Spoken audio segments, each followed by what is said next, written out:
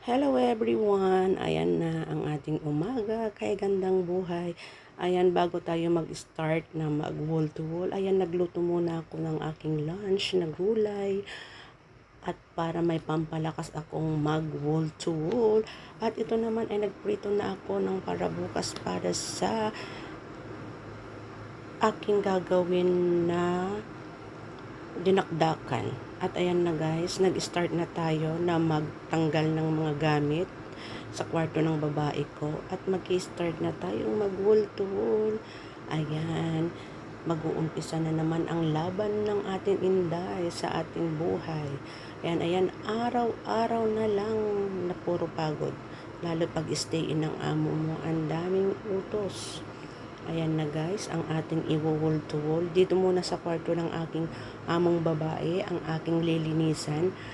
Mamayang hapon naman sa kwarto namin ni alaga ko. Dahil natapos ko na kahapon sa salas, natapos ko siya ng 11:30 kagabi. Mula umaga hanggang gabi natapos ko dahil yung salas namin lahat ay aking winol to wall. At ito naman ang kwarto ng aking among babae. Kaya ang buhay ng OFW, laban lang ng laban guys. Kahit gaano kahirap.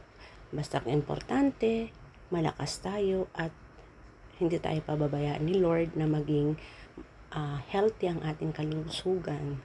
Kaya ang akala ng iba, masarap ang buhay ng isang OFW. Oo, mabait sila, mapagbigay, mapagmahal, hindi ka pababayaan sa pagkain. Pero sa trabaho, dun naman nila susulitin na para kang karabaw kung tawagin. Ayan na guys, ang ating buhay for today. Thank you for watching at walang sawang pag-support sa inyong Inday Garutay. Charot. Ayan na guys.